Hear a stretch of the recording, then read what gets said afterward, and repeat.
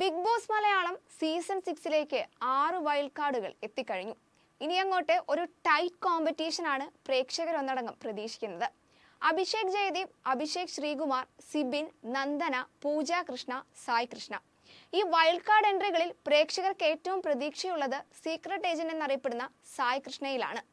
YouTuber, social media influencer തുടങ്ങിയവയ്ക്ക് പുറമെ സാമൂഹിക പ്രതിബദ്ധതയുള്ള വിഷയങ്ങളിൽ നിഷ്പക്ഷമായ നിലപാട് പുലർത്തുന്ന താരമെന്ന നിലയിൽ സായി കൃഷ്ണ ബിഗ് ബോസ് വീടിനെ അടിപൊളി മാറ്റിമറിക്കുമെന്നൊക്കെയാണ് പൊതുവെയുള്ളൊരു അഭിപ്രായം.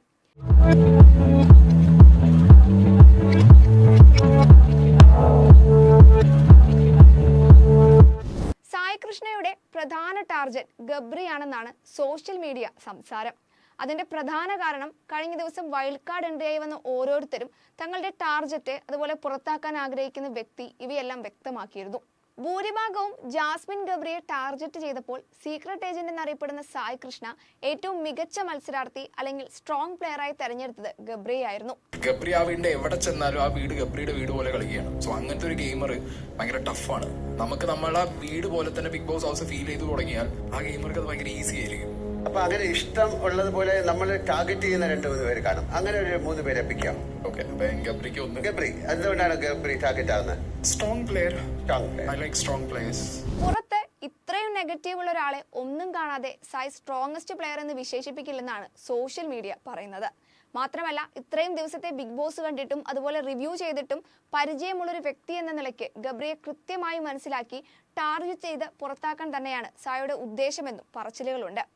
അതേസമയം മറുഭാഗത്ത് ഗബ്രിയെ പിന്തുണച്ചതോടുകൂടി സീക്രട്ട് ഏജന്റ് എയറിൽ കയറാനുള്ള സാധ്യത കൂടുതലാണെന്ന് പറയുന്നവരും മറുവശത്തുണ്ട്. സായിയും ജാസ്മിൻ ഗ്രൂപ്പിലേക്ക് ചേക്കേറുമോ എന്നും ഇരുവർക്കും നേരത്തെ അറിയാമെന്ന സൂചനയെന്നും ചിലർ പറയുന്നുണ്ട്.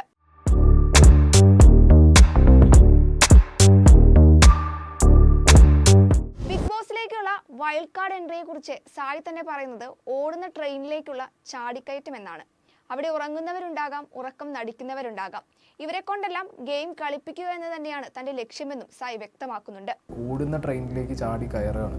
അപ്പോൾ അവിടെ ഉറങ്ങുന്നവരുണ്ടാവാം, അവിടെ കാത്തിരിക്കുന്നവരുണ്ടാവാം, ഇല്ലെങ്കിൽ അവിടെ തക്കം ഭാഗത്ത് ഇരിക്കുന്നവരുണ്ടാവാം, ഉറക്കം നടിക്കുന്നവരുണ്ടാവാം. സോ അവരെ കൊണ്ട് ഗെയിം കളിപ്പിക്കുക എന്നുള്ളത് തന്നെയാണ് എൻ്റെ ഒരു ലക്ഷ്യം. സോ മാക്സിമം എൻ്റെ കൂടെ ഗെയിം കളിപ്പിക്കുക എന്നുള്ളൊരു മൈൻഡ് സെറ്റോട് കൂടിയാണ് പോകുന്നത്. അത് മാത്രമല്ല, തന്നോട് എങ്ങനെ പെരുമാറുന്നു അതുപോലെ ആയിരിക്കും തിരിച്ചും പെരുമാറുകയെന്നും സായി പറഞ്ഞു. അതിനർത്ഥം ഒരു പൊട്ടിത്തെറിക്കുള്ള എല്ലാ സാധ്യതകളും ഉണ്ടെന്ന് തന്നെയാണ്. ഒന്ന് പറഞ്ഞാൽ രണ്ടാമത്തേന് പൊട്ടിത്തെറിക്കുന്ന ജിൻഡോ, അതുപോലെ ജാസ്മിൻ, ഗബ്രി ഇവർക്കെല്ലാം ഈ പറഞ്ഞതുപോലെയാണെങ്കിൽ ഊക്കൻ പോരാട്ടം വീടിനുള്ളിൽ കാണേണ്ടി വരും. എന്തായാലും കൃത്യമായ ധാരണയോടെയും പ്ലാനിങ്ങോടെയുമാണ് സായി കൃഷ്ണ ബിഗ് ബോസ് വീടിനുള്ളിൽ കയറിയിരിക്കുന്നത്.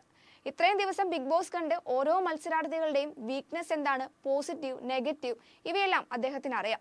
അതുകൊണ്ടാണ് ജിൻഡോയുടെ ഏതൊരു ഫേക്ക് ഫേസ് ആണെന്നും ഗബ്രിക്ക് പ്രൊവോക്കിംഗ് മെന്റാലിറ്റി ആണെന്നും സായി കൃഷ്ണ പറയുന്നത്. മാത്രമല്ല, ഓൾറെഡി പവർ റൂം എന്താണെന്നും അതിൽ അധികാരം എങ്ങനെ ഉപയോഗിക്കണമെന്ന കാര്യത്തിലും അദ്ദേഹത്തിന് കൃത്യമായ ധാരണയുണ്ട്. എന്തായാലും പ്രേക്ഷകർ പ്രതീക്ഷിച്ച പോലെ സീക്രട്ട് ഏജന്റ് വീടിനുള്ളിൽ കോലാഹലം സൃഷ്ടിക്കുമോ അതോ ഒതുങ്ങിക്കൂടുമോ എന്നൊക്കെ കണ്ടറിയാം.